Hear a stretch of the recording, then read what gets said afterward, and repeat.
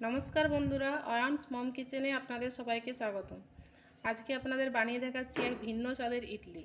তার জন্য লাগছে 500 গ্রাম ভাতের চাল, 500 গ্রাম আতপ চাল, 1 কাপ বিউলির ডাল। রাত্রে আমি ভিজিয়ে রেখেছি, এগুলোকে মিক্সিতে বেটে নেব। আমার চাল ডাল বাটা হয়ে গেছে, এটাতে ভাতের চাল আতপ চাল বাটা মিক্স করে নিয়েছি। আর বিউলির ডালটা ভালোভাবে ফেটিয়ে নিয়ে ওটাতে মিশিয়ে নিতে হবে।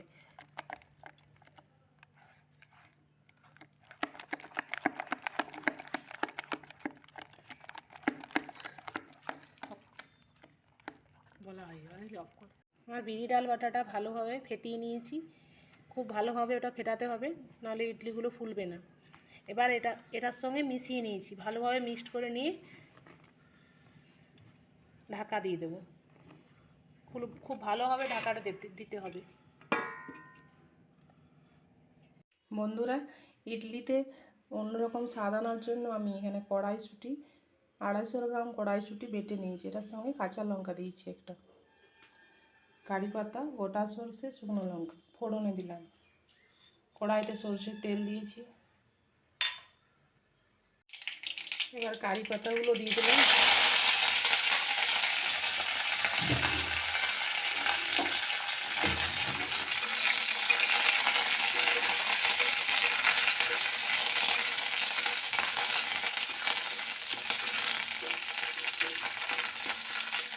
এবারে মটরশুঁটির পেস্টটা ঢেলে দিলাম।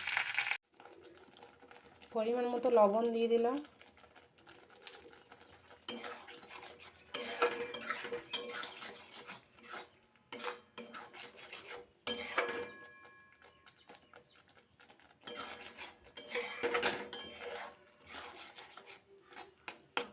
কড়াইশুঁটির কাঁচা গন্ধটা চলে গেছে।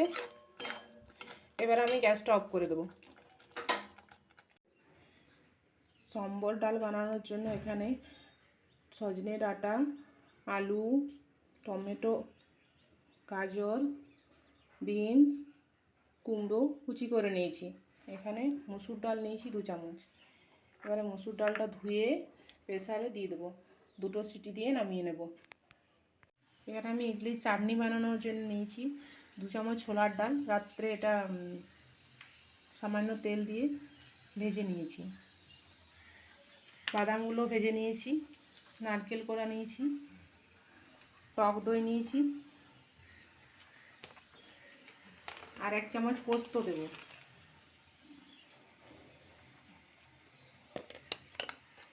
দিয়ে এটা ভালোভাবে মিক্সিতে বেটে নেব।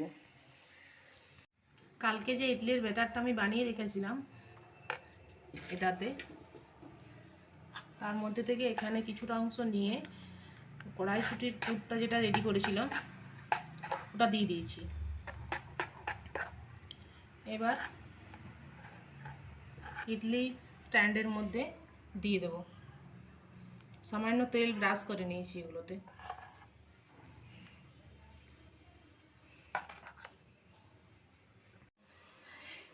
আমি 2টো ইডলি স্ট্যান্ডের মধ্যে 2 রকম ব্যাটার রেডি করে নিয়েছি। এটাতে শুধুমাত্র লবণ দিয়েছি, আর কিছু দিইনি। এবার এগুলো ইডলি স্ট্যান্ডের মধ্যে চাপিয়ে দেবো।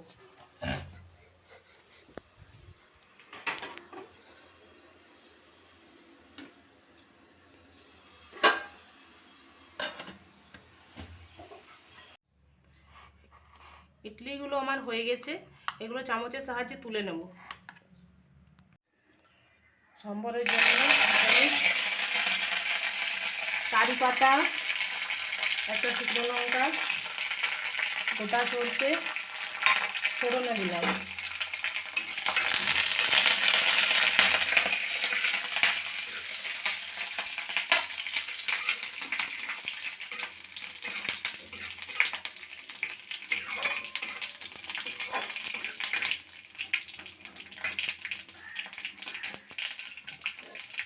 এবার ডাল আর সবজিটা দিয়ে দিলাম।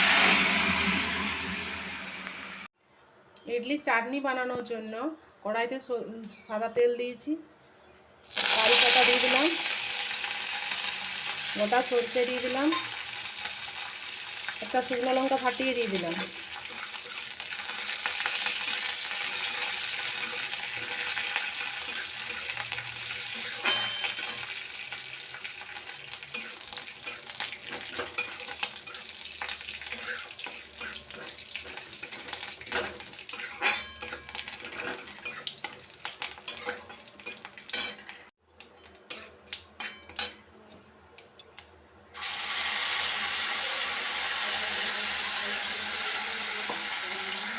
পরিমাণ মতো লবণ দিয়ে দিলাম।